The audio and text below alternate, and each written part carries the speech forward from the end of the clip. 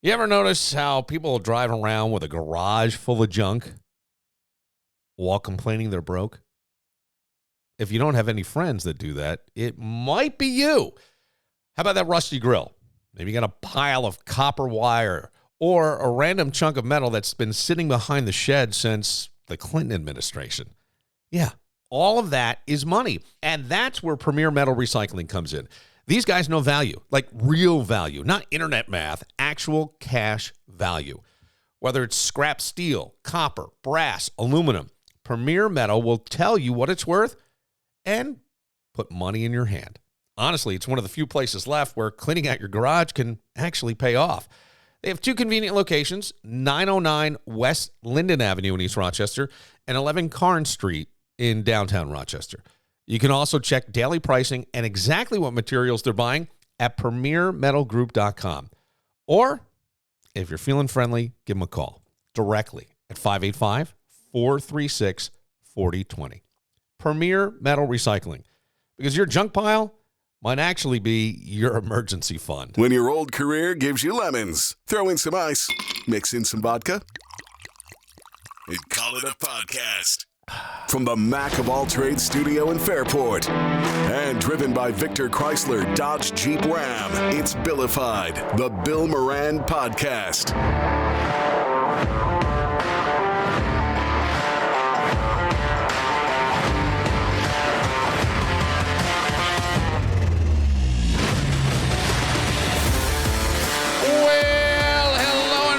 Thank you for getting your pot on. Thanks for telling a friend. That's how we spread the word about the pirate ship.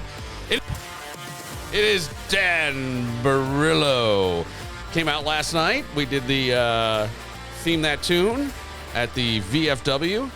And I actually went better than I thought it might.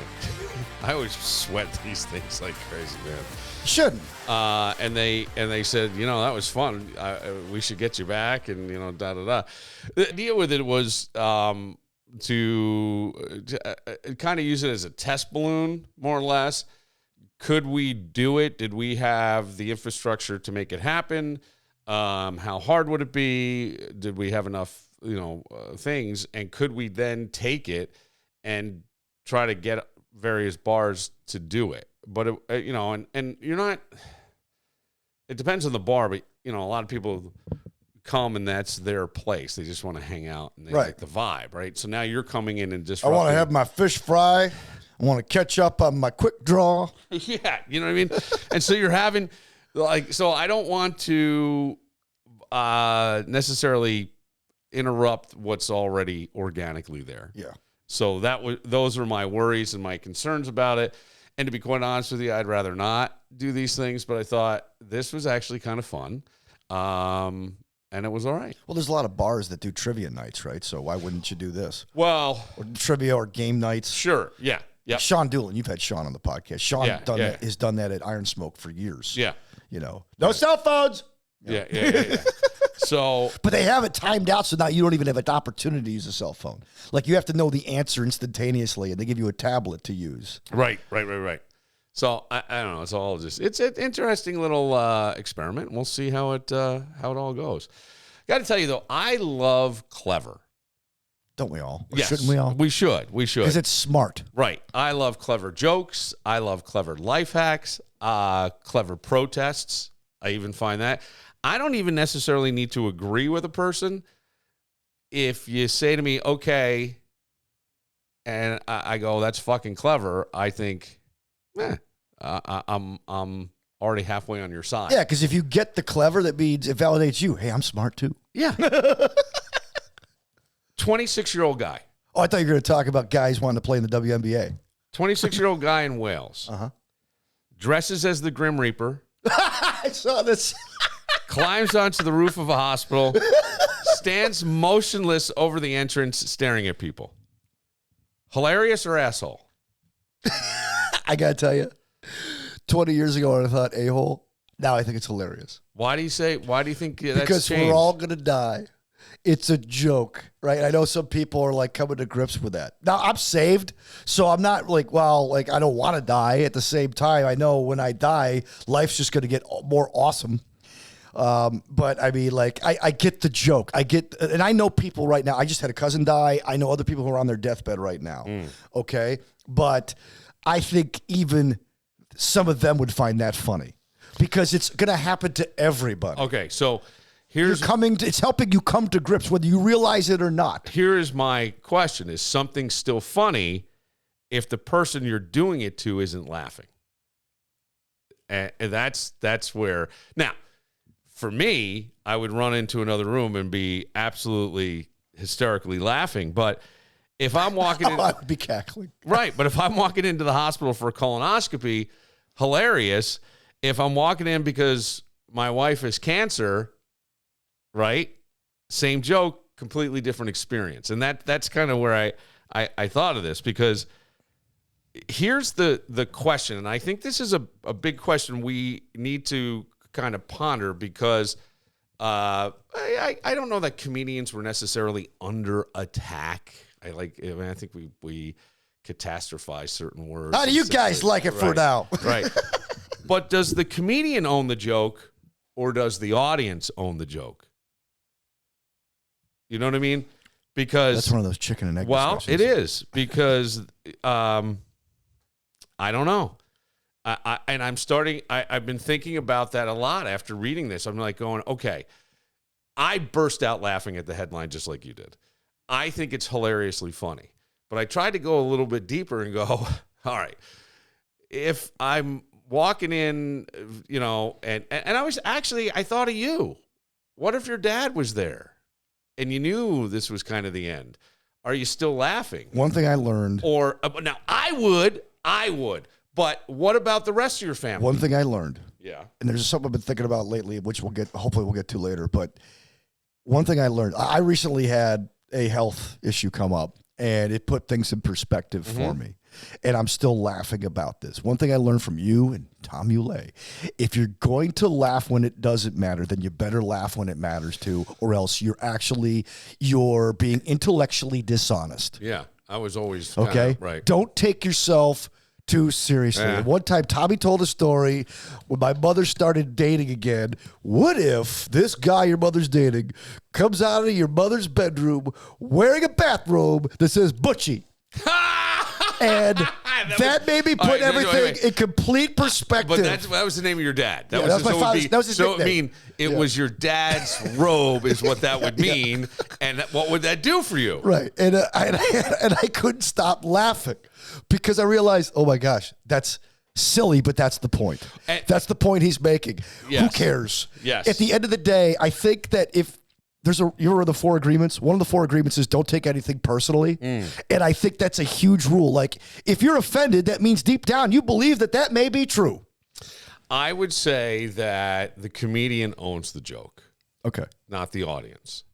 And I say that because it's coming, hopefully, from their unique perspective of the world, right? If you're going to be a great comic, or great really at anything, you got to come from your own perspective on things. So I mean, we could say, does the audience own it? Well, know your audience, right? Read the room. That's part of it, part of being an entertainer, right? Read the room. I think that's not even just part of being an entertainer. I think it's part of any kind of leadership, no matter what it is. You're running an exercise class, you're teaching a class, you're running a business, you're holding a meeting. Read the room. And sometimes there's an energy that tells you this will work, and then sometimes there's an energy that doesn't. However, if you're a comedian, there are no rules. No. I think there's nothing should be off limits. You look at life. Unless you make it off limits. Yeah. If you decide, for me, that's offensive. You literally, if you're a comic, you look at life as a joke in a lot of ways. That's how you deal. That's how you cope. That's how you look at life. And not every comic has this like tragic life that led to comedy. Like Jerry Seinfeld had a pretty good life growing up. Yes. He just wanted to be funny and became a comic. Then there's other people who like comedy became a coping mechanism for them. But at the end of the day, those who think will make a joke of everything, and those who feel will cry over everything. Well, right. And I know there's perspective. You're not going to tell like dirty jokes at work. Like the phrase "not safe for work." Yeah, that's probably a place where you want to avoid, dressing like the Grim Reaper. Especially if you have a coworker who has a relative who's in hospice or Oh, dead. God, that would be so funny to me, though. That would be so funny to me. Like I have that situation at work where my boss has a sister-in-law who's dying of Lou Gehrig's disease. That's not something that I would do. You don't talk about sliding into second base like Lou Gehrig? She's going to slide into heaven just like Lou, underneath the tag of the devil. That would make me laugh. I don't know. I mean, look, if I'm walking in for a routine procedure and I see the Grim Reaper standing over there, I might reschedule and think that, well, apparently Blue Cross Blue Shield has a pre-authorization process I'm unaware with. I don't know. But, I mean, like you said, you believe in life after death. Yes. So this isn't really worrisome for you, as you've pointed that out. But I just wonder, have we made death so sterile and terrifying as a human species that humor automatically, for many people, feels disrespectful? Yeah, we have now taken ourselves a little too seriously. Yeah. Including our death. Well, because it's going to happen to everybody. Well, I mean, you start to think, like, were we less sensitive 200 years ago because death was more visible? I think that was part of it. I also think that we had less everyday life access to more people and more ideas. So in other words, when you lived in your own community, like I grew up in a small town, you grew up in a small town, but you had like teachers for parents, right? So you had more of an educated, intellectual view of the world. Did I really, though, Dan? Did I really? I mean, here was the well, no, your parents would bring in other ideas that my parents wouldn't bring in. Like Let's what? put it that way. Give me one. Oh, your father would hey, are you farting in the bathroom? Yeah, but I mean, that's what I'm saying. Everything Meaning went back to F-A-R-D, not F-A-R-T. I know, but here's my thing. Everything went back to the ass. It was a fart joke. And then he would yell at me, you and my father, every joke's about your ass. And I'm like, fuck you. Yours is about the ass. You have fard because it sounds like fart. My father read Miss Manner's Guide to Perfect Etiquette. Any noise below the neck does not exist. Okay. You don't acknowledge it. So if someone passes gas in front of you at, like, let's say a cocktail party, you pretend you didn't hear it, right? Right. So at dinner, he would start it. He would like kind of rock in his chair and lift his cheek and wait for you to react and rip a fart. And then my mother would go, oh, and he'd be like, what happened? Nothing happened. But the point is, though, no sound below the neck exists. But how is that intellectual? Because here's the point, though. He read the book, and he acted like, wait, what's the big deal? Yeah, Whereas my father would be like, shut up. Hey, go to the bathroom. Excuse yourself. What's the matter with you? Oh, God. You rotten from the inside? But, Danny, it would become a contest. And I once ripped a fart so loud and long and wet sounding. Because now you're testing your father. And my mother jumps up and that's goes, funny. He's sitting. We're all sitting. We had to sit down at the dinner table. Yeah. He's sitting over in the corner, and she's sitting next to him. I'm on the end, and then it's my sister and my brother on the inside. And I'm 15. I angled it. It ricochets off this this It chair. reverberates? Yeah, it reverberates. It's wet sounding, and my mother jumps up and screams, God, Jesus Christ, Billy, I don't know whether to slap your face or hand you a paper towel. I almost fell out of my chair. But the reaction. Of course, but my father is a smart reaction. Not hers. Hand you a paper. Well, I guess. Yeah, because like who else? Like my mother would be like embarrassed, and she wouldn't know how to handle it. Your mother actually made a better joke out of it. So did your father. Well, that's where the intellect my mother's comes was in. just that was her natural reaction, and my father just stands there, and he is not. He doesn't even crack. He goes, "I didn't hear anything," which only makes it worse. Which makes it hilarious. Oh, God. I didn't hear there anything. were some times where it was so funny, and other times that were just absolutely awful. I mean, it was one extreme or the other. And it's kind of a fun. But it kind of helped you become more well-rounded, let's say. Maybe not necessarily smarter, but more well-rounded. Okay, because like our show back in the day was the show where people were like, man, you guys are like a lot smarter than other shows. Because other shows would just be like, here's the news, let's react. Here's the news, let's react. Here's the news, let's react. Yeah. And let's just beat this drum to death in what I called like trash radio. Whereas we would actually like the Somali pirates thing. Everybody else is like, those evil bastards. And you and I and Tommy would actually look at the nuances of the Somali pirates. Yeah. Why is this funny? Why is this, it makes... These motherfuckers didn't know how to sail a boat. Right? What are they doing? I mean, most Somalians are landlocked. Yeah, and my brother-in-law is Somalian. Mm-hmm. And any experience I've had with someone from Somalia, and not even, and outside, I don't, you sound weird saying this, but it's a kinder, like, okay, if we said a lot, Irish, drunk, funny, right? Mm-hmm. Okay.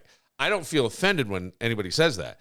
But if with Somalia, I would say gentle, curious intellects. Every one of them every person I've met from that country has just been and outside. Well, you haven't been to Minnesota yet. Outside of my brother. Well, even there, I mean, look, the Minnesota thing is, I don't blame them.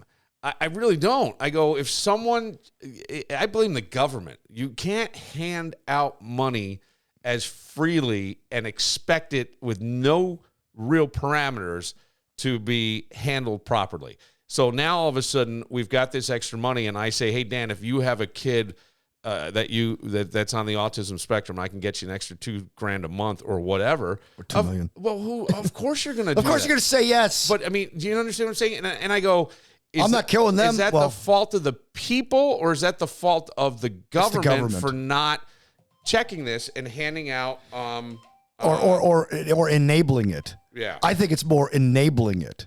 I didn't know. That's what I think. Same thing with. Well, I'm not going to go into other details, but I understand exactly what you're talking about. Yeah. And so I think when it brings back to like in olden times, death was more serious because I think societies were, for lack of a better term, more Amish. In other words, you're more enclosed. Look at the Puritans, man. Those people were miserable for generations. Sure. That's why the people in Massachusetts are just so freaking angry. Okay, all right. Because it's in their DNA. They were told, keep your mouth shut, eat your food, don't talk until you're 21. Maybe that's true. I don't know.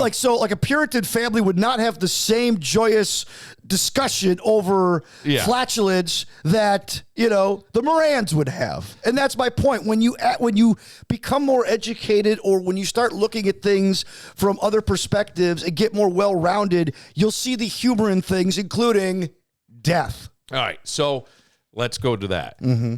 I would argue that having dark humor around death lets us own it.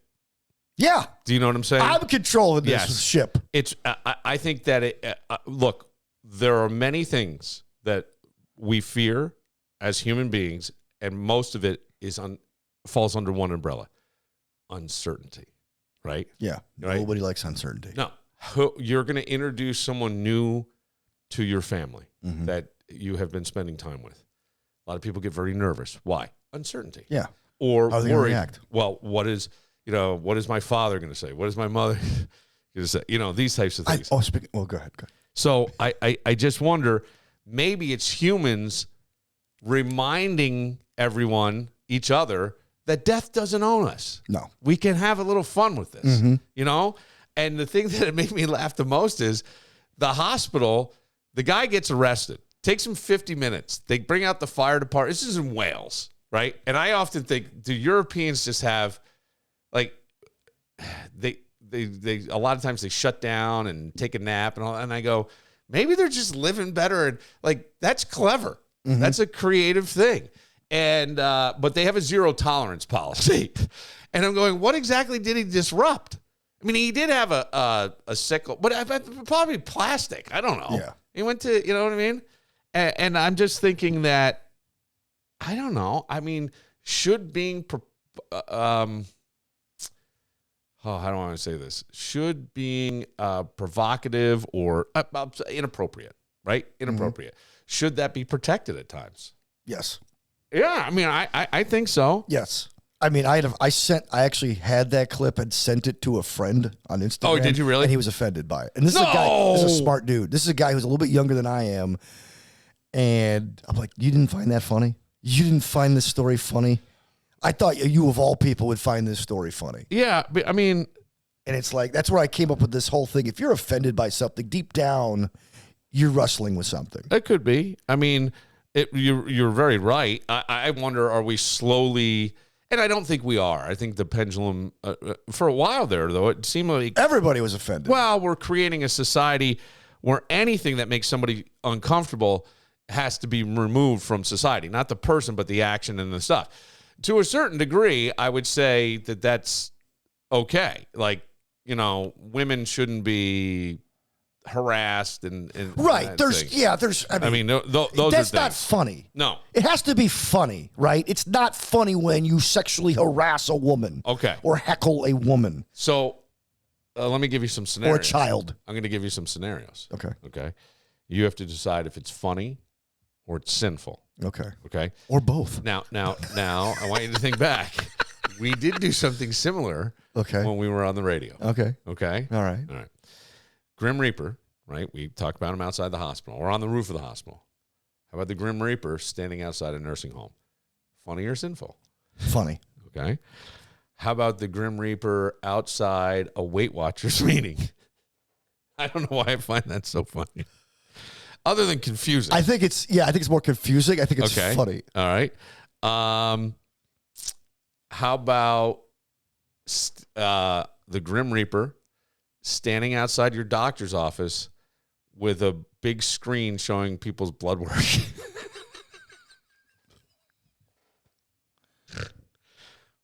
Well, if my name is attached to it, and let's say I have some type of like stigmatic disease, like let's say I have AIDS or something, or I don't know that I have AIDS, right? Like, did you ever hear the story about? Oh gosh, I forgot the actor. He found out he had AIDS in the Inquirer. I forgot who it was. He died. He found out he had AIDS through the Inquirer because he went to the grocery store and then somebody took his blood and a nurse like gave it to a testing lab and they found out that the guy had AIDS and he went back and got retested and found out he had AIDS. I forgot who it was. It was an actor in Hollywood.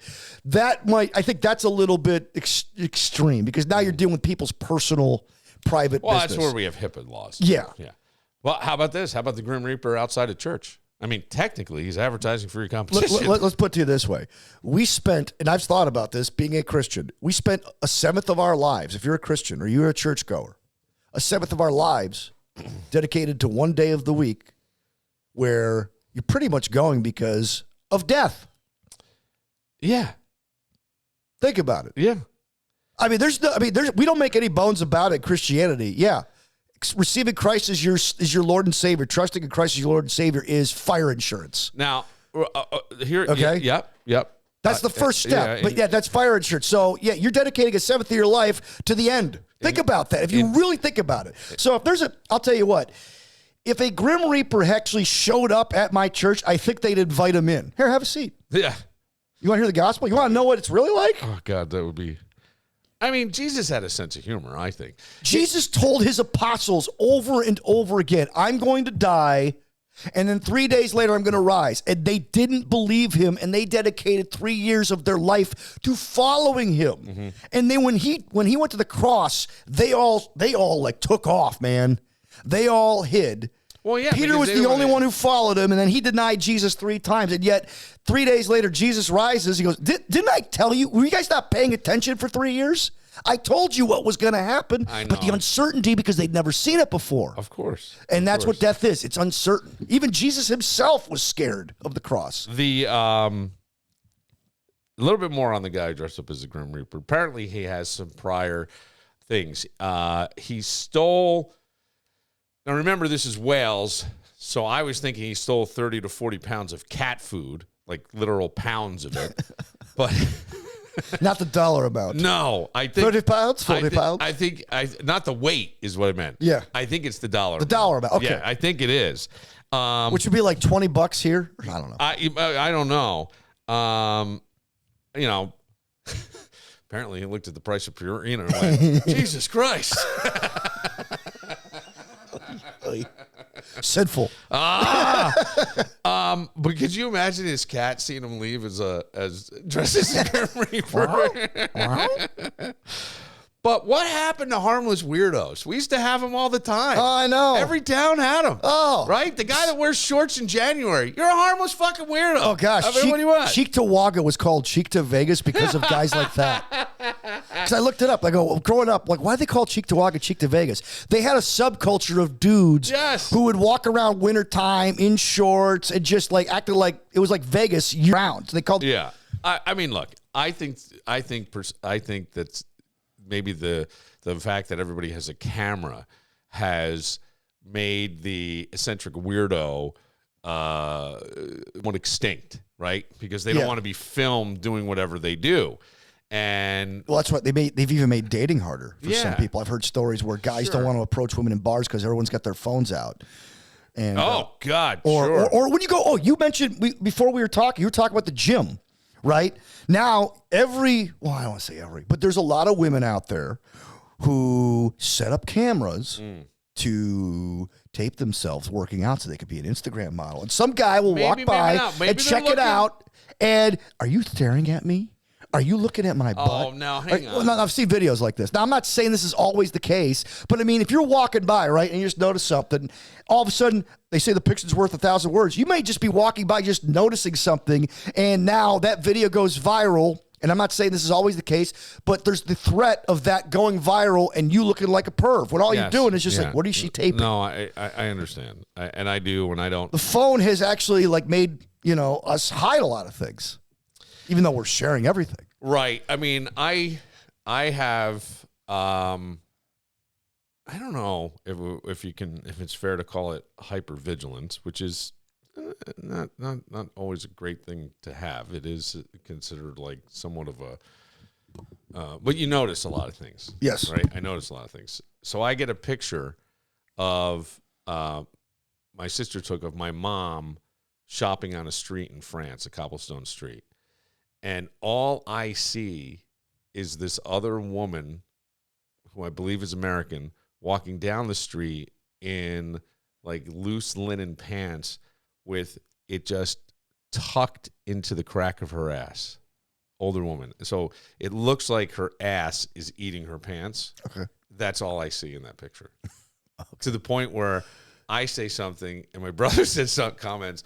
We're not commenting on her mom. No, you're commenting on the lady in the women in the linen pants. Yeah, and it's a weird thing. So, look, man, I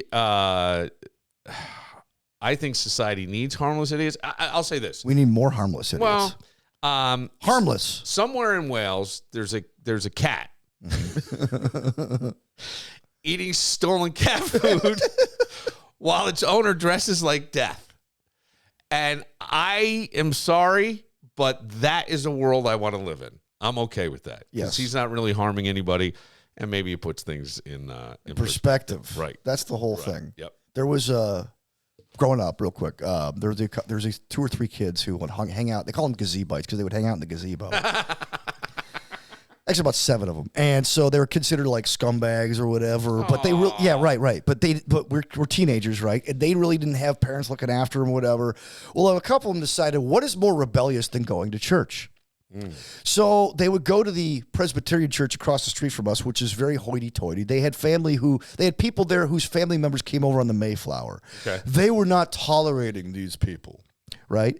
They walk into our church thinking, okay, we're going to disrupt another one, and my church embrace them. Yeah. They would swear, like, hey, we don't really talk like that here, but you're welcome to stick around, man. You want some donuts? We got donuts. And they were shocked at how kindly they were treated because we knew my father and the elders of the church knew what they were trying to do, had been in their shoes, and wanted to play along. Yeah. And I think we need more people in society who are willing to play along with those harmless idiots, so to speak. Let me put it another way. Meet someone where they're at. Right. That's a great way to say it. Because if you're there and we know you're kind of busting balls, but also you're looking for acceptance underneath that. You're looking to just sort of belong or be something. And that's where I don't know. I have always, I would say always, seen the humanity behind the act. Yes. Right.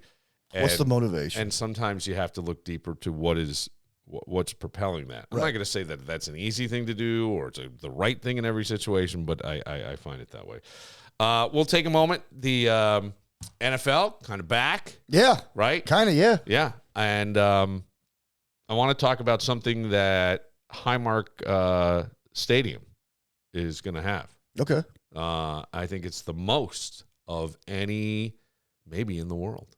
All right. We'll get to that right after this. Ready to start a podcast? Bill Moran Productions is ready for you. Simply go to BillMoranProductions.com and fill out our Contact Us form. Or call us anytime. 585-206-8866. Your voice, your story. Bill Moran Productions handles the rest. You never think you're going to need a personal injury attorney until you do. It's not something you plan for. 1 minute you're just living your life. Next thing you know, you're dealing with an accident, an injury, missed work, and a whole lot of stress you didn't ask for. And here's the truth. Insurance companies, they've got a plan. They know exactly what they're doing. The question is, do you? That's why if it's me, I'm calling Connors and Ferris. They know the system, they know how to fight, and more importantly, they know how to take care of people when things get messy. You're not just a case file to them. They walk you through it step by step and make sure you're not getting pushed around when you're already down. So if life throws you one of those moments, don't try to figure it out alone. Call Connors and Ferris or visit ConnorsandFerris.com with offices in New York City, Syracuse, Rochester, and Buffalo. Because when it matters most, you want someone in your corner who actually knows how to win. Connors and Ferris.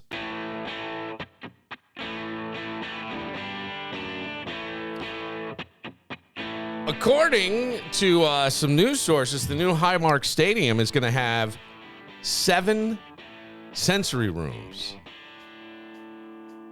Yeah. Sensory rooms. Uh-huh.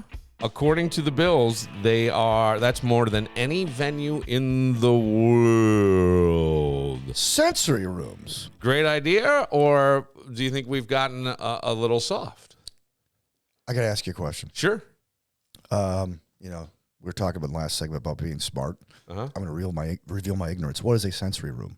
A sensory room would be, a sensory room would be somewhere someone who may be on the autism spectrum, maybe just needs a break, right? So it's quiet, it's soft, it's like. No, I'm not laughing at that. I'm laughing at it's like Bill's I need to cool down. Well, Josh Allen just threw another pick. But so there's two ways. This guy can't coach. I need to go to the sensory room. There's two ways to there's many ways. Hand me my beer. There's not two ways. There's many ways to look at this because you could go, all right, this sounds like putting a. Do you need a timeout? A meditation garden. Greg, do you need a timeout? Yeah, right. A meditation garden inside Chuck E. Cheese. You know what I mean? Okay, I get that. But if we try to make everything accessible for people who are physically disabled, what if you can physically get in, but after a while you can't tolerate it? Or you have a kid that loves Josh Allen, but there's a guy 3 rows back screaming, "Fuck Mahomes!" And the kid's like, "Ah!" You know what I mean? And kind of gets agitated and stressed, and so you take him into the sensory room. And they're open. You don't have to go. Here's the thing that I go, okay, I find this interesting, honestly, just as a human being, because you don't have to prove a diagnosis to go into the sensory room. There are 7 throughout the stadium, and they're open to anybody. So let's say you've got a phone call, and you can't find a quiet space. So it's not just for like people who are having. It's called a sensory room, so I would think there are calming things in there, like calming music, maybe calming games, big stuffed pillows, things like that. I guess who asked for this? I think that we're getting. I've never heard of this. A sensory room? No. Yeah, and I think a lot of times you just need like maybe 20 minutes to regulate. Maybe you're like a big look. I can tell you. we have a much higher rate of diagnosis now because we're much more aware of things and how that can hold some people back and that there are many gifts that come with this that need to be accentuated and things like that. 7. But throughout the stadium that, you're talking 62,000 people or something, right? But there's a 6-year-old at his first Bills game who discovers the second quarter that 70,000 screaming fans is fucking terrifying in a certain way. And so maybe you don't want to leave exactly, but you take a little break and you go in the sensory room, and then the kid in like 5-10 minutes feels better, and you go back outside. I don't, and look, you could have an older person doing the same thing, or somebody who has how many people, I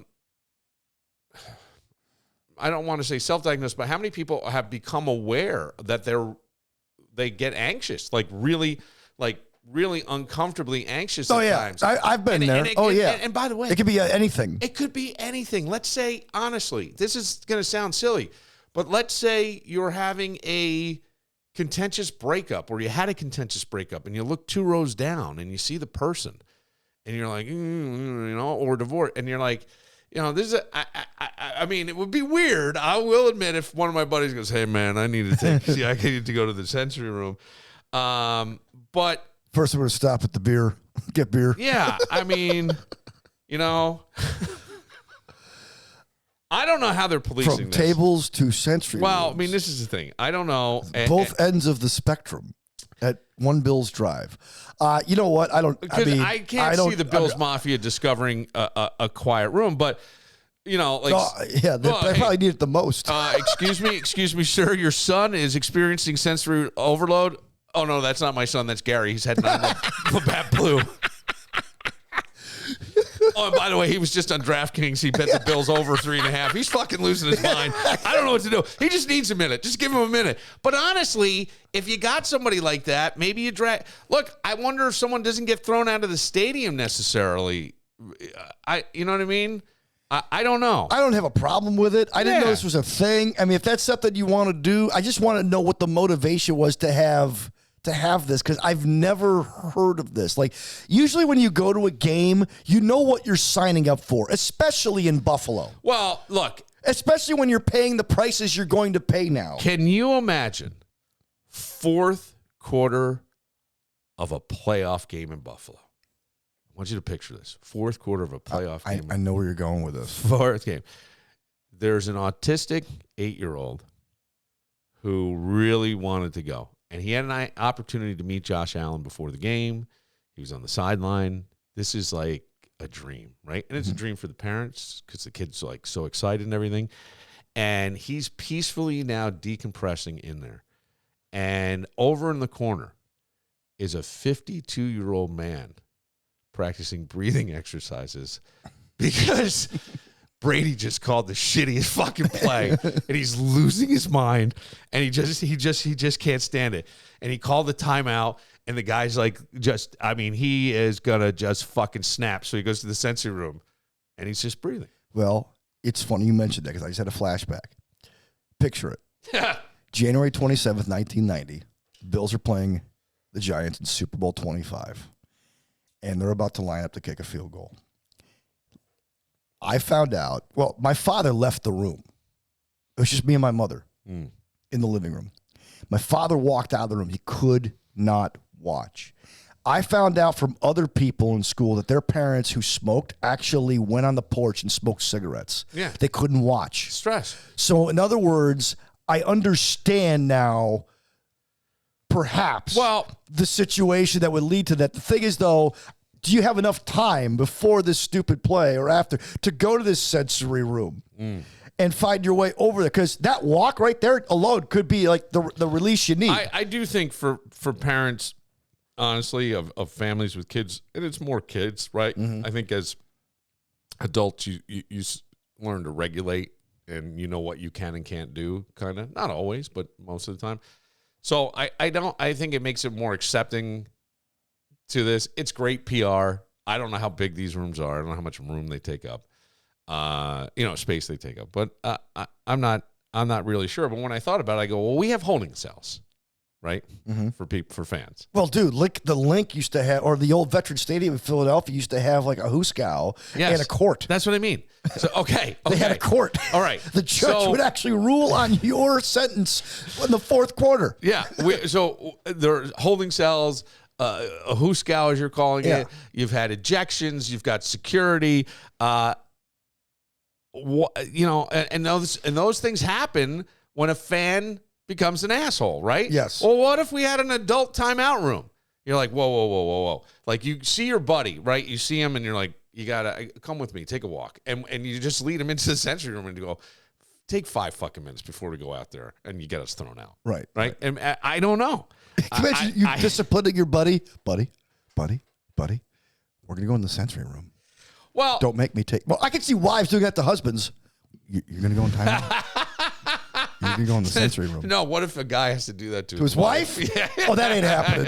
It should. It ain't happening. Oh, you know what's funny? My cousins used to do security for the Bills. Okay. In the 90s, right? Yes. Chase security, right? Yes. They were there for all the big moments. Yes. And they said most of the fights happened among the players' wives.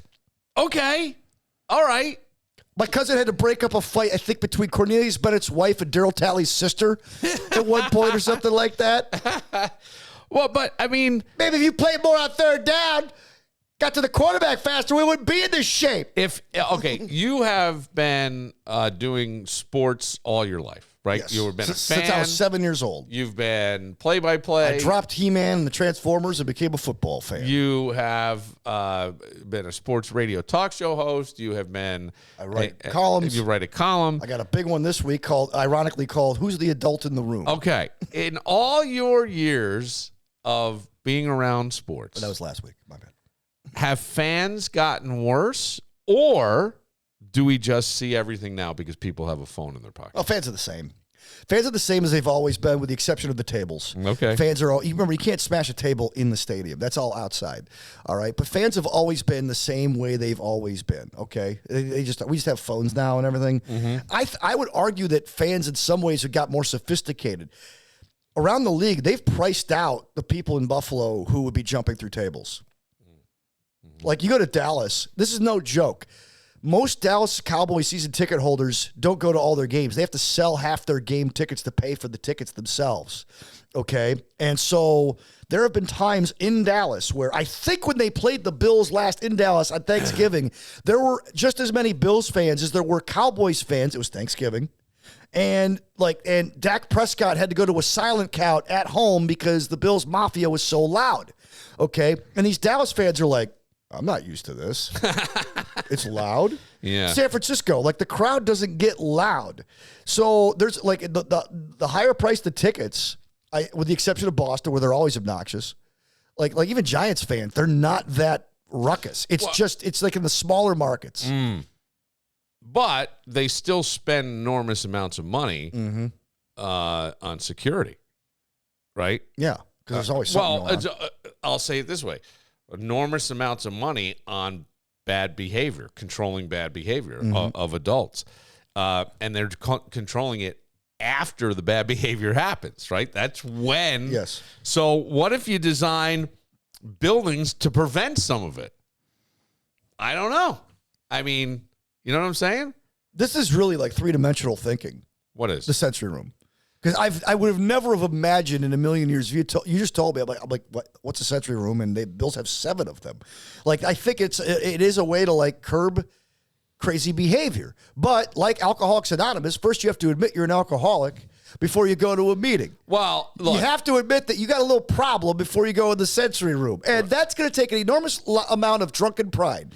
I'm not talking about a child. That's different. No. I'm talking about full-grown man. No, the 52-year-old guy who's fucking losing his mind and screaming at Joe Brady from the third tier. Yeah, spending $13 a beer, 6-pack in. Well, look, I could hear sports radio 20 years ago dumping all over this. Oh, Jim Rome would have had a field day. Oh, my God. Back in my day. Can you imagine a sensory room in Buffalo? Back in my day. They served buffalo wings? We took our shirts off. We froze our balls off. Yeah. Some drunk guy dump beer all over your kid, and we thanked Ralph Wilson for the opportunity. And you know what I mean? And now we've got sensory rooms. What are we doing? And I go, that's just sensory rooms. The most sensory rooms of any stadium. Yes, in the world. 1995, Ralph Wilson decided to put, the Bills had in the Super Bowl era had the worst scoreboard ever. It was like a high school scoreboard. And the TV stations begged Ralph. They told the fans, hey, talk to the camera. They go, ask Ralph for a brand new scoreboard. Yeah. So the Bills end up getting the greatest scoreboard at that point of mankind. Mm-hmm. And like the Stones came to town in '97. Yes, they gave Mick the remote control to change the channel. We've gone from having the greatest scoreboard ever to the most sensory rooms of all time. Yes, and I'm just giving you an example of the evolution. Well, the evolution. I mean, look, a lot of people say nobody needed this when I was young. Right, or maybe they don't, but I can feel... We didn't need seatbelts when I was young. I can feel that coming about. And what I think they actually mean is the people who needed those things weren't there. Yeah. They weren't there. They weren't really into it. So I guess for me, it's like, were we tougher, or were a bunch of people staying home simply because the stadiums weren't designed for them? Now I feel like you're staying home because you just can't afford it. So I don't really know. On the flip side, the TV experience is amazing too.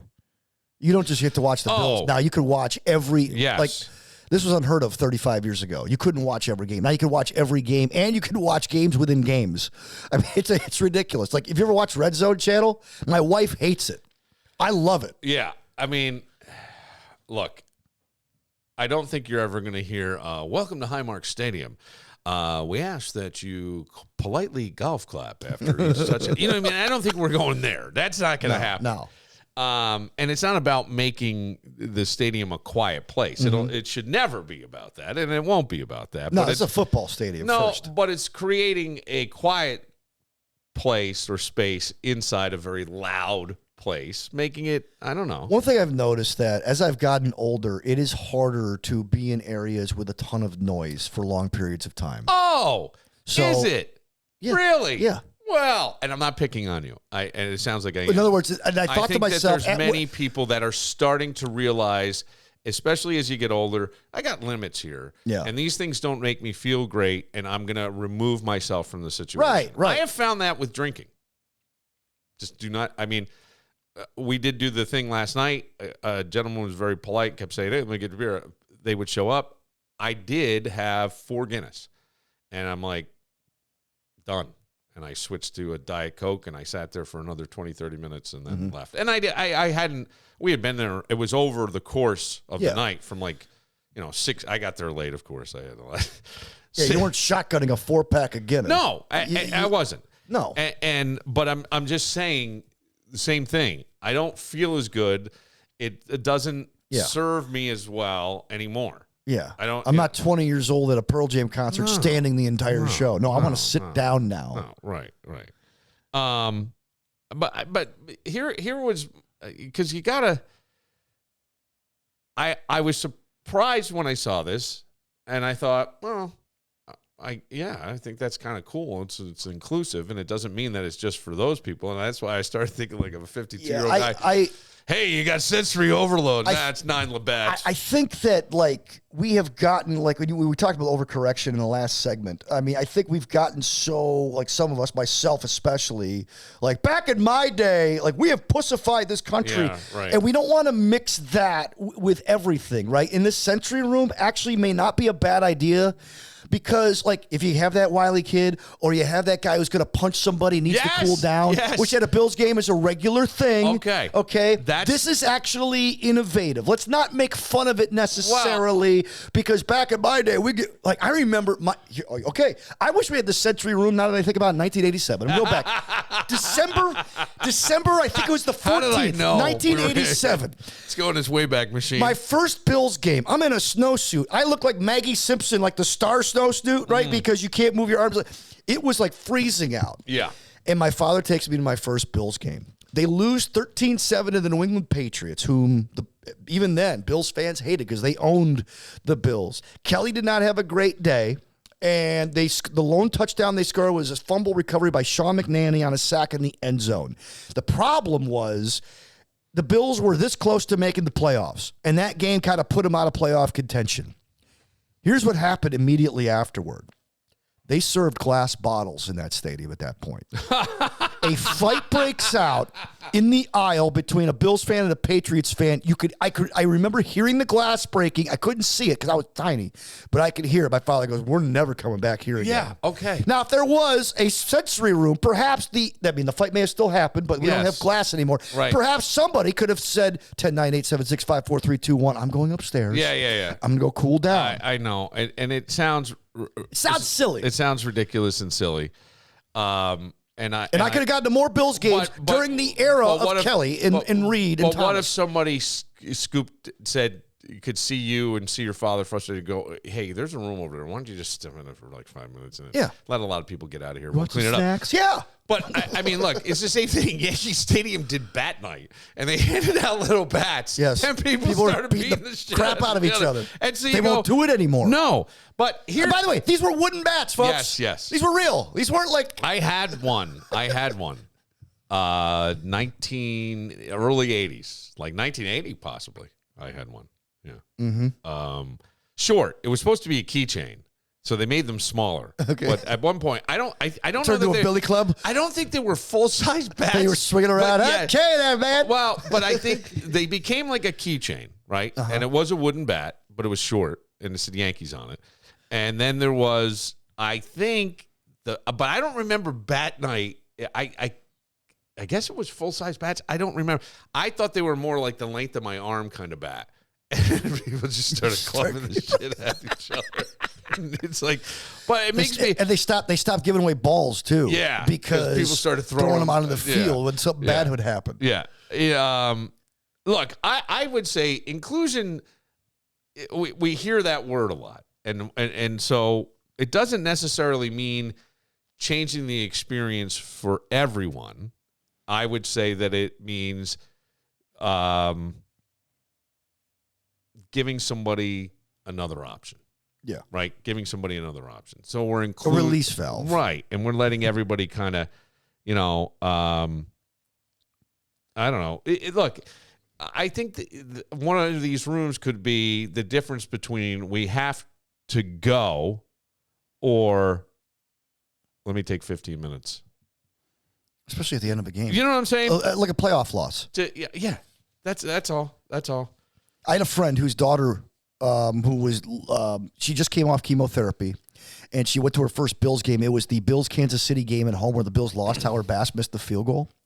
And I texted her mom and said, "You need to tell her to leave the stadium now, right now. Because if she doesn't leave now, she's going to be sitting in traffic for 4. No, we want to stay till the end. No, the game's over. Go.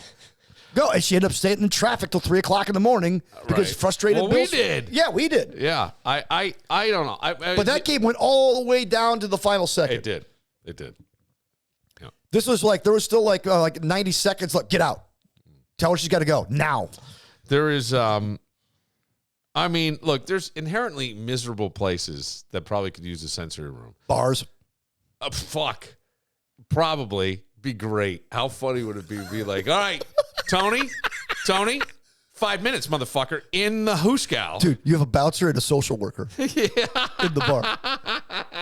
What's going on with you? No, but I mean, like I had 6 shots of tequila. I can see this in airports. I think some schools have them. Yeah. I think schools could use this. Because now the kids are more concert patty-caked than ever. Concert venues. Well, fuck concert venues. Malls. I don't even know if people go. Oh, yeah, people go to the malls. Yeah, they do. Hospitals probably should have one. Maybe your workplace. You know what I mean? I don't know. I don't know. You know who has them? 911 call centers. Oh, it makes fucking great sense. You're hearing nobody calls to say, why don't we go to dinner Wednesday night? We're not doing that. We're calling for the worst. Yeah, you don't get the call. You don't get the 911 call from President Trump. You guys are great at EMS. Tremendous. Great timing with the ambulances. Great time. My heart attack was stopped at tremendous. That's all. I just want to say you're doing a great job. I want an 8th room. Okay. An 8th century An roof. 8th century roof. Yes. For? Jets fans.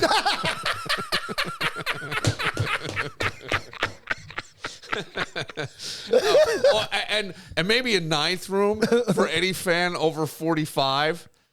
Like no footage of Norwood wide right, no Music City Miracle, no 13 seconds left, right? And just somebody whispering, "It can't hurt you anymore." Right. It can't hurt It's you over. anymore.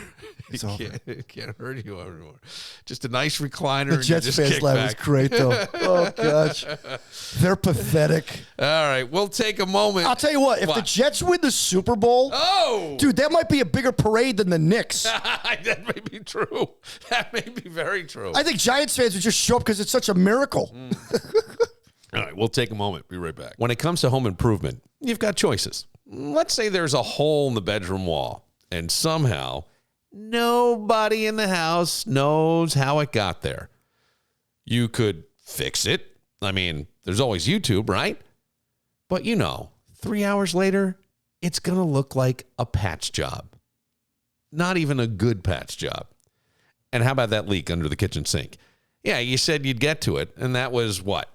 2.5, 3 months ago? If we're being honest, we all have that list.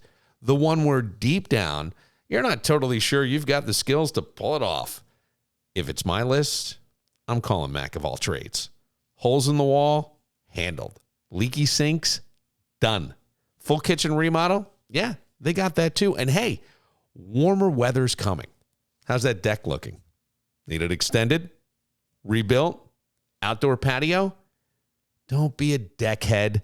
Call Mac of all trades, 585-202-9218. That's 585-202-9218. And you can see all they do online at macofalltrades.net. They'll handle it, so you don't have to. What were you going to pull up? I want to pull up the comment from my friend about the Grim Reaper. Oh. Because this is a guy who, we send each other memes all the time. In fact, some people get sick of the memes I send, but they're just hilarious, right? In fact, he sent me 3 this morning I got to go back and look at. But I sent him the Grim Reaper one, and what were his comments? I'm trying to find it. It was earlier this week. And, Wow. I can't find it. But the point, I think he wrote, "Not funny, dude. Not funny." Not funny, dude. And I'm like, this is funny. This is hilarious. I don't know. I mean, I find many things funny. I find a lot of things in life to be very, very funny. And most of it is not meant to be funny. It's just people living, And I really enjoy that.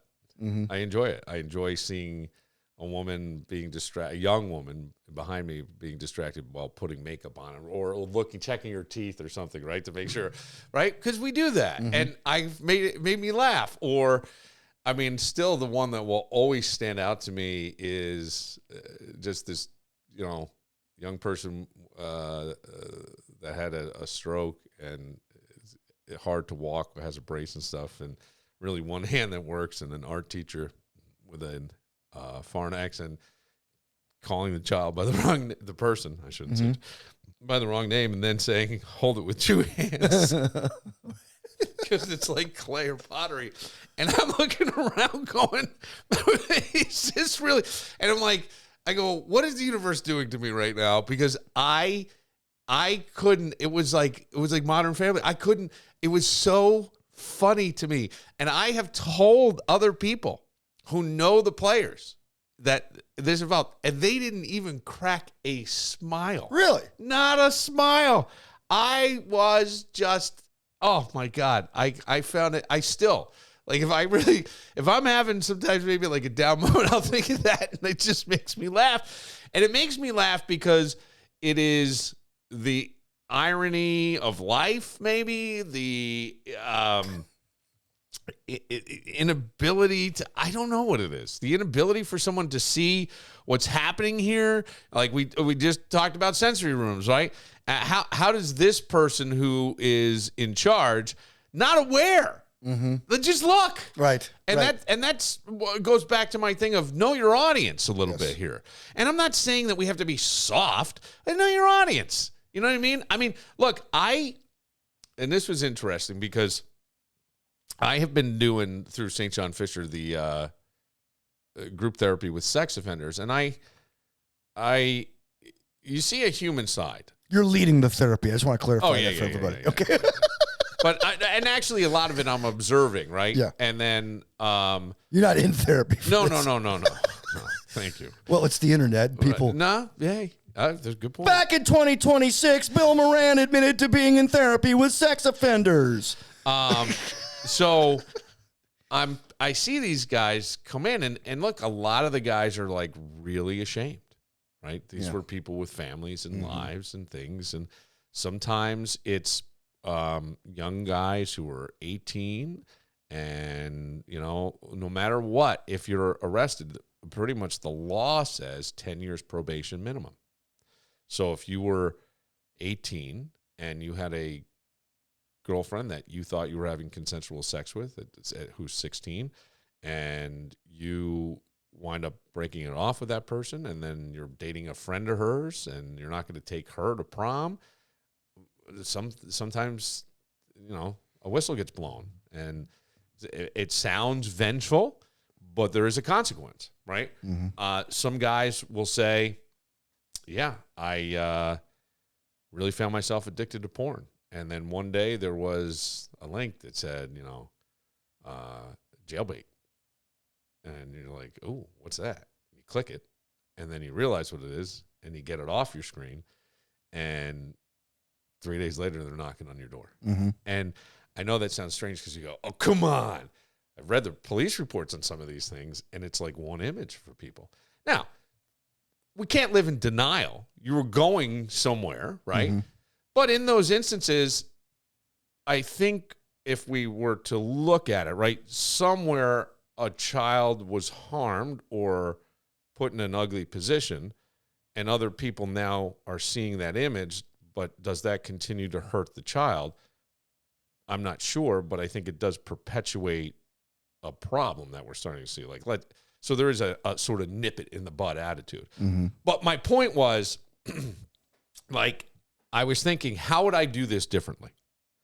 And would it be okay if I stood at the door as they're coming in and I'm like high-fiving, okay, man, what's going on? I don't know. But I felt like there needed to be somewhat of a pickup energy because, this is mandatory. They don't have a choice. They got to go, right? And I was just like, if you just sort of made it like, dudes talking, and I'm not going to say there's not creepy stuff that we, but there's also some that I don't know that, there, but by the grace of God go I. Yes. I mean, who's to say that if porn was as prolific when somebody was in their early 20s and they clicked the wrong thing, not knowing. I think there's a lot of people who I just saw something today. I don't even know. Saw a reel. It might have been a clip of somebody's podcast, and they were saying, I don't watch porn anymore because, it was Jamie Lissow. It was a clip of Jamie. Jamie sets this joke up, and then he does the classic switch. But he's like, I don't even want to look at porn anymore. It's hard to tell the age of, God, I found out some of these people were like grannies, or whatever. And I'm not doing the joke justice, but the point being like, yeah, sometimes you can't tell and you don't know.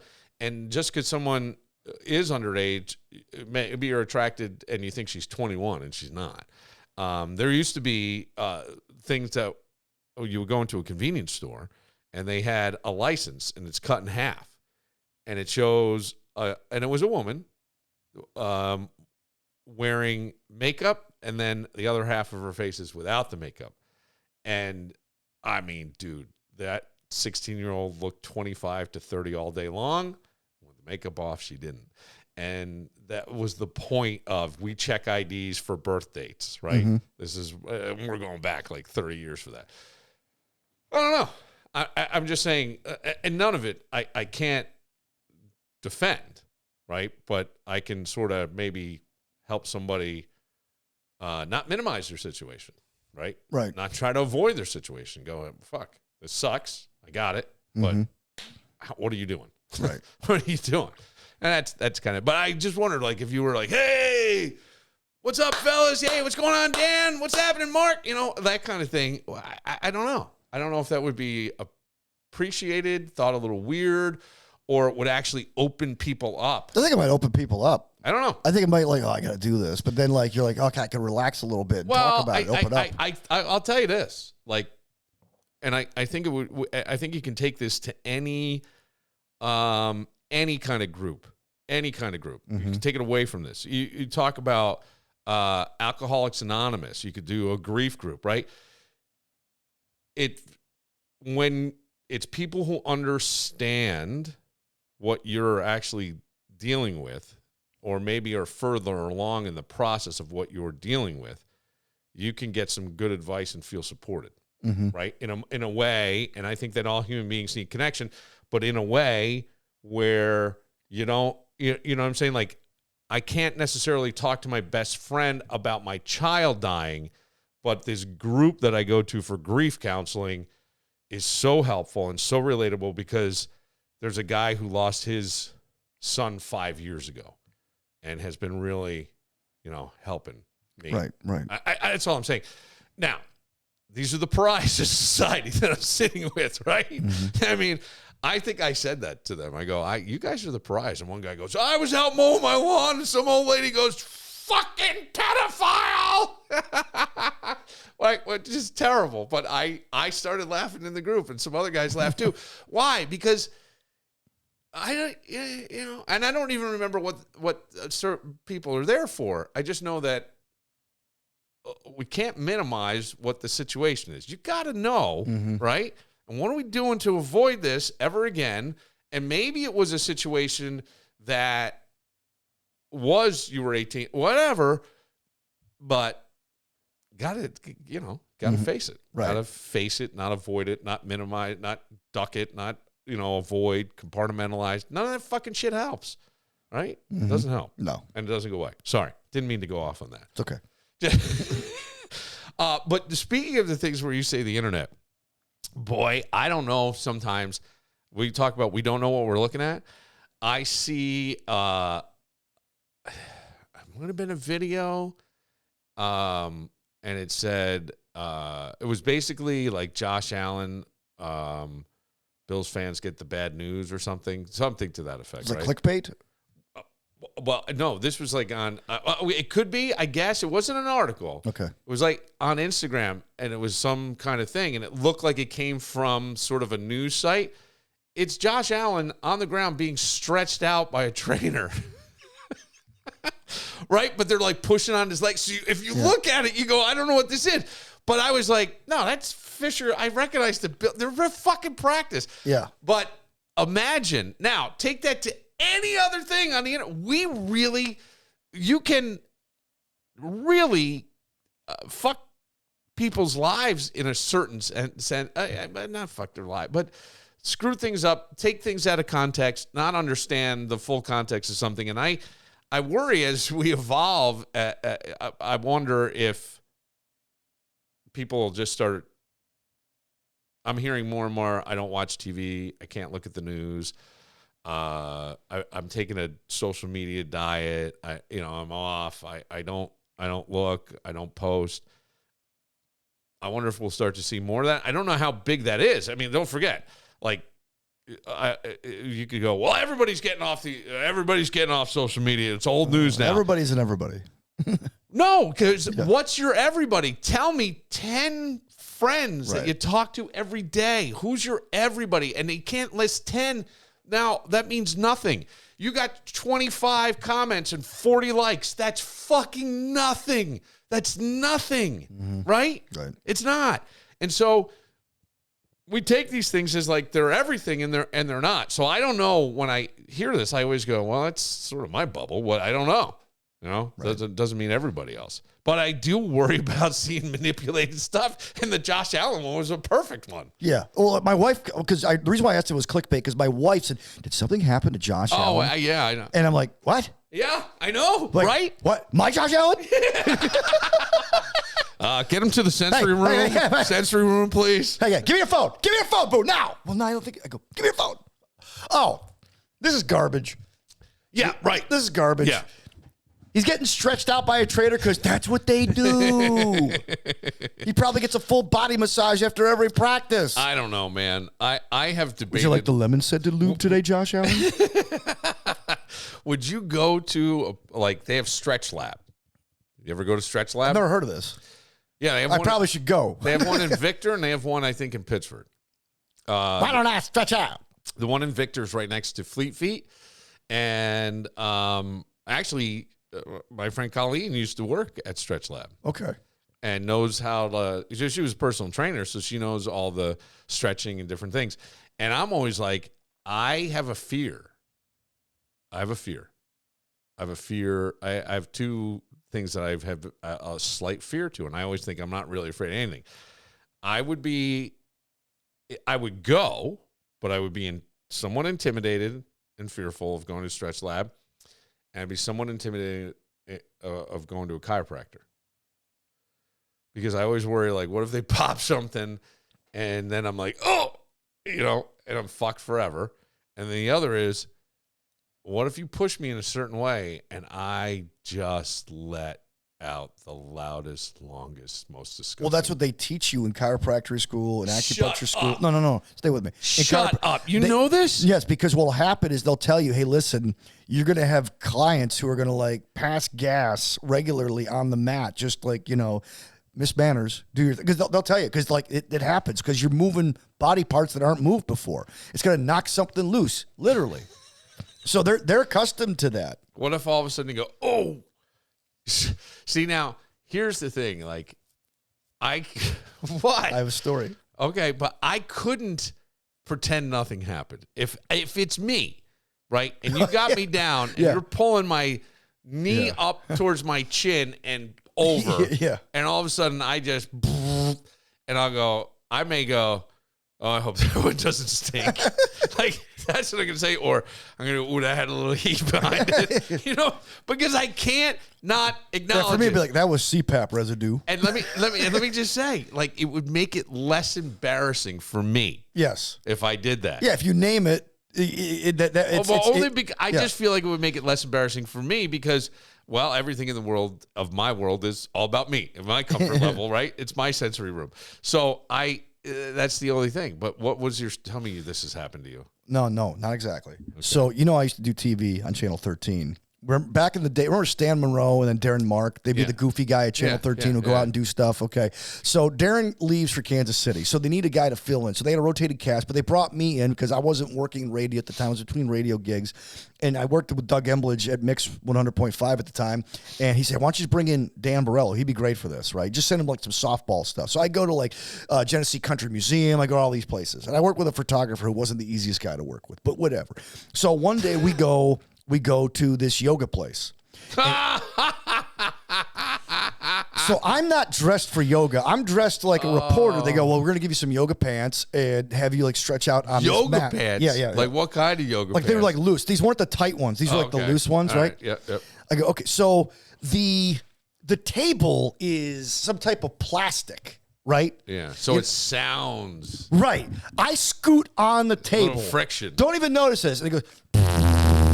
That's the sound of my scooting, like that, right? So I'm doing my report, and Norma Holland is cackling back in the studio in my ear, and so is I think Krista Miranda, and I'm like, "What's so funny?" Nothing, Dad. We gotta go to break. And I'm like, "What are they laughing about?" And the photographer's like, "I don't know." You couldn't hear the audio? No, because I was talking while all of a sudden this noise is going. So they're thinking that I'm farting when all I'm doing is just doing the moves they're telling me to do on the yoga mat or on this table, this massage table. And Norma goes, "You weren't farting?" I go, "No." I think She goes, no, admit it. I go, no, for real, I wasn't. We went back and watched the tape. I go, no, it's the plastic on the table. Yeah. It wasn't me. Right. But like, then I made me self-conscious about sure. like, there were often things that would show up on the internet. Mm-hmm. You remember, the world's designed by geniuses, run by idiots. But it would show up, and it would be like, did so and so fart during a press conference? Yeah, Jim Tomsula. Right. Mike Francesa. So I decided that we needed to have fart court because I worked with someone who hated fart humor. So I thought, in radio. Yep. Okay. And so they would get very like uncomfortable, and I thought, all right, but these are big stories that are all out, and we're in the sports world, the political world, and so fart, did this one fart, and I usually go, okay, and then I would hit the People's Court music, and we would decide, was it a fart or not? Was it a fart or not? And the person would be getting mad at me. I'd be like, hey, come on, Billy. Yeah, how'd you know? Come on, who else? Yeah, and if we get mad, I'd be like, this is serious stuff. Because I work with the other people, they actually thought it was funny. This is serious stuff. Mm-hmm. We need to get to the bottom of the bottom and figure it out. Come on, Billy. I gotta talk about EJ Manuel. I'd rather hear somebody fart. This is the defendant. It was Jim Tomsula at a press conference. 49ers camp is just broke. And then I would play the clip and go right there. And then I would isolate the clip, and then I would amplify in another cut the clip. So then you would just hear, I'm like, that's a fart. That's a fart. I don't know. I'd be like, no, it is. And then get Jim Tomsula walking out of court. Doug Llewellyn's interviewing. Yes. So, are you pleased with the verdict? My father used to say Doug Llewellyn looks like he has a rectum for a mouth because his lips are always like this. He goes, rectum mouth. And,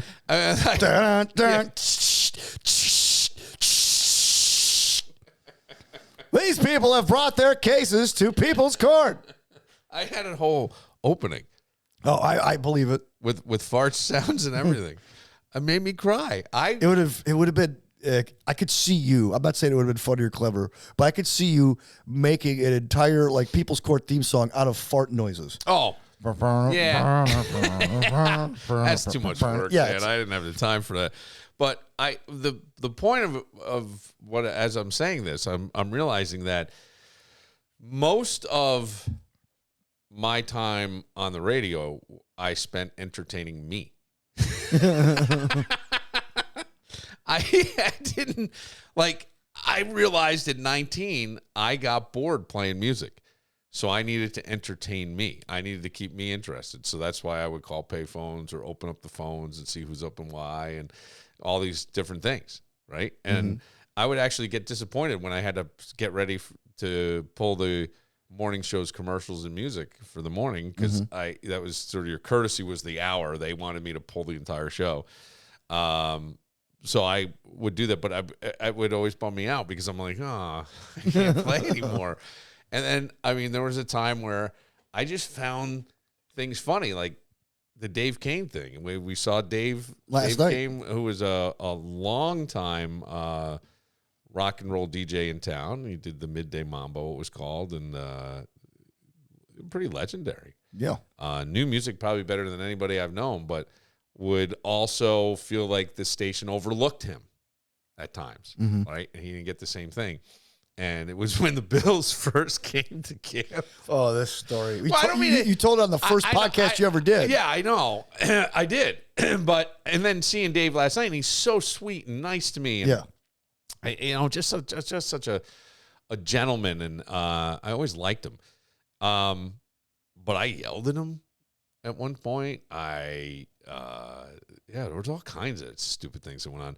But Dave was upset that they were making shirts for the morning show, that they were hanging up in every locker at Bills camp, and the morning show was live from Buffalo Bills camp, and they had Weeze's name on it. It just said Weeze. So you would see guys in these wick-away sleeveless shirts take off their pads and stand in front of ESPN cameras, and they would say Weeze and then the station call letters or something. They didn't give a shit. It was a shirt. Yeah. To get sweaty. They didn't give a fuck.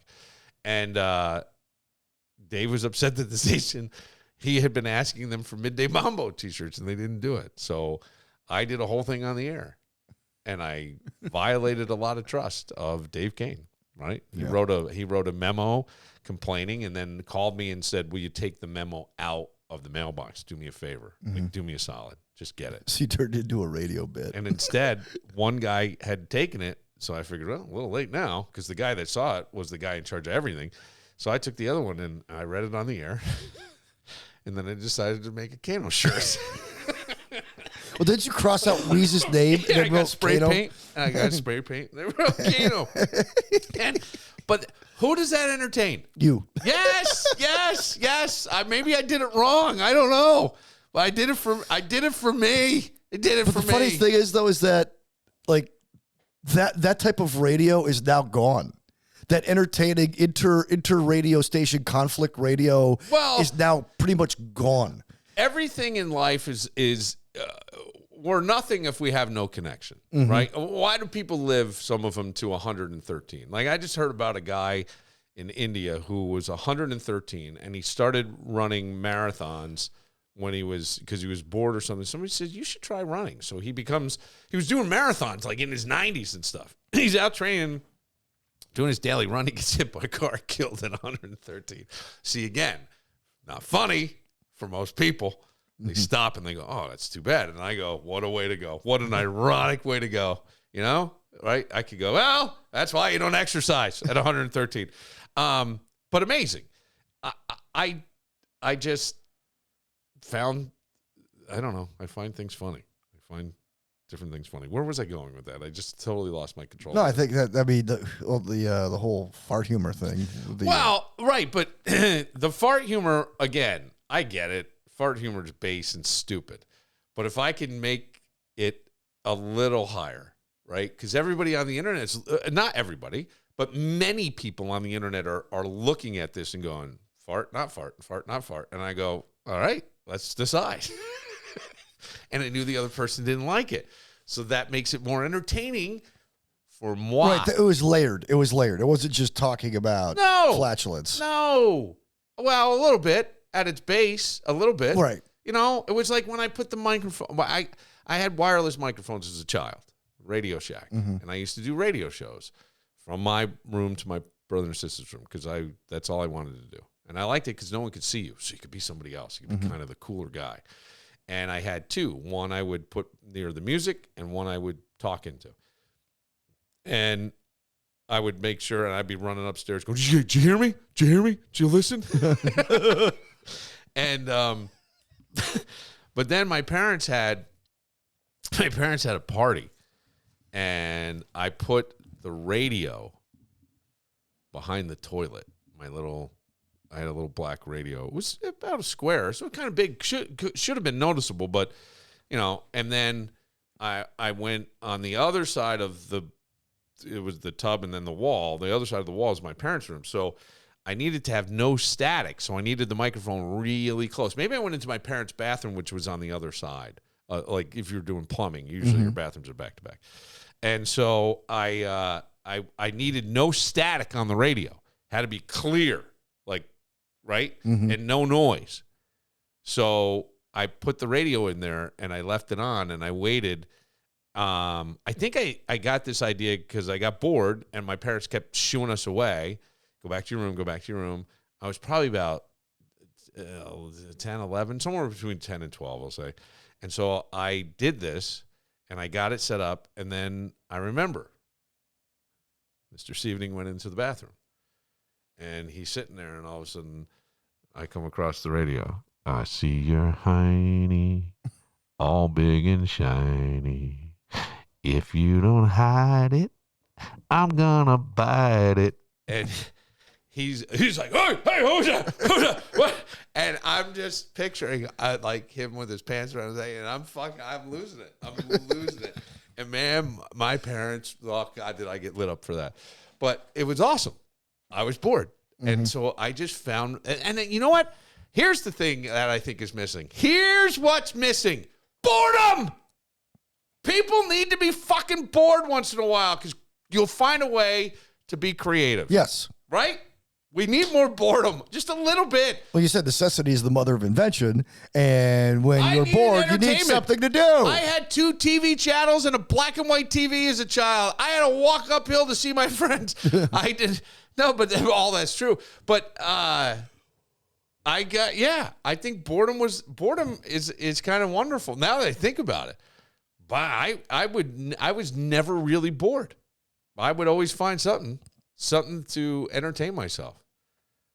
I mean, geez, I remember we realized that if you tap the cap on a glass beer bottle, like it was the pry off top, I don't think it was twist, and you tap it, and then it would like, and you would take it and you would throw it, it would explode in the air, and it was like a grenade. And so I guess some older kids had stashed a 6-pack in the stream. We found it, and we turned them into grenades. And we're just launching these things. And, like, some of them are exploding in the air, or we see one of our buddies coming to meet us. We throw it as close to him as we can, and it explodes. Like, that was the shit. I don't know. I feel like maybe those days are gone. Now we have sensory rooms. That's all right. I think sensory rooms are right. All right, Danny, we'll get out of here for today. Before we go, and I asked this at the last time, I know that we have an untested coach. He doesn't really have a track record of the Buffalo Bills as a head coach. Offensive-minded guy. Joe Brady. Joe Brady. Bills, rookie head coach. You've had some concerns. I'm sure you've kept up on some of the things that are happening at training camp. I did see a reel where somebody said triple coverage doesn't matter when you have Josh Allen, and it's like 3 defenders around some receiver. DJ Moore. And he got but Josh put it right there. I mean, so, and it was a long pass. So I'll ask this, not necessarily what are your thoughts, which I kind of want, but is there any optimism for you entering the season that the Bills will do very well? There's optimism. Okay. There's optimism, of course. The schedule's a bit of a gauntlet this year, but and I think teams are going to be better this year around them. But my thing is, now that Sean McDermott's no longer there, okay, he's going to be the punching bag. I mean, like, there was a report from Sal Mayrana on Friday that he heard whispers out of one Bills drive that the reason the injuries were up in training camp last year and throughout the season is because he ignored the wishes of the analytics and the sports science people in the building saying, hey, you should rest this guy, you should rest this guy, you should rest this guy.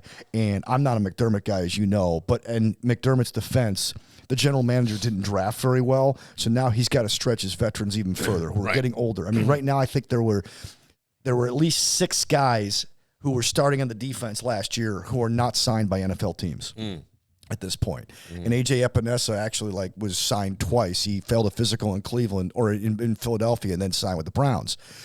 And so my whole thing is, well, that's the general manager. I don't know who the adult is in the room right now. Is it Josh Allen? Well, no, Josh Allen's more like the cool older brother who, when the parents go away, decides to throw a party. You know, hey, as long as you guys go to school on time, we're going to be all right. He's like, you get your schoolwork done, and we could party. And, the Bills do get their work done. They win games. But when it comes down to those moments where, he was prepared for everything almost, and we found out he wasn't, McDermott. So if he was the guy who was the most prepared guy in the room, and he's gone, who is that guy? Because right now everything's, great vibes, man. Great vibes camp. Everything's great. It's like, it's lighter. It's all talk, man. I don't know who the adult is. It's not the general manager. It ain't the quarterback, and it's not the head coach. Yeah. So who's the adult? It's got to be the quarterback. And I'm not saying he's got to go Troy Aikman after Jimmy Johnson, go, come on, guys. I should have been the only one yelling at everybody right now. That's not Josh Allen. But he can't be Andrew Shucks Luck either. All right, that's okay. We'll get him next time. Andrew Luck never got mad at anybody. You know, somebody's got to be the adult in the room and be, guys, come on, let's go. We can't just, be screwing off because they lost focus a lot over the years. It would cost them home field advantage, and eventually it would cost them a trip to the Super Bowl. So who's the adult? That's my question. That's all. Who is the adult in the room? Asked Dan Barillo. I don't know. We're gonna find out. Yeah. Who needs to go to the sensory room? There's only two rookie head coaches, first-time head coaches who went to a Super Bowl and won. Don McCafferty, who nobody remembers, who took over for Don Shula in Baltimore, and George Seifert, who inherited Montana, Rice, Roger Craig. He was on the Niners staff. I would have gotten that wrong. Well, I was asked that question. I got it wrong, too. Yeah. I was thinking John Gruden, but John Gruden he wasn't a rookie head coach. No, he had been with the Raiders. Yeah, okay. It was basically a trade. Yes, it was.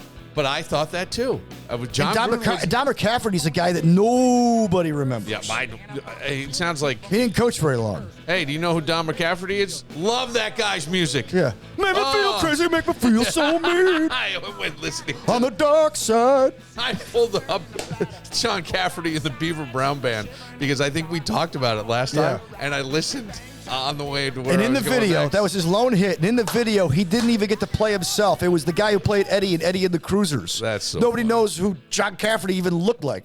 That's funny. For Dan Barillo, I like the Yankee hat. Ooh, I just farted. I hope it doesn't stink. I'm Bill Moran. We'll see you next time. See, we were looking for a Cadillac with Tennessee.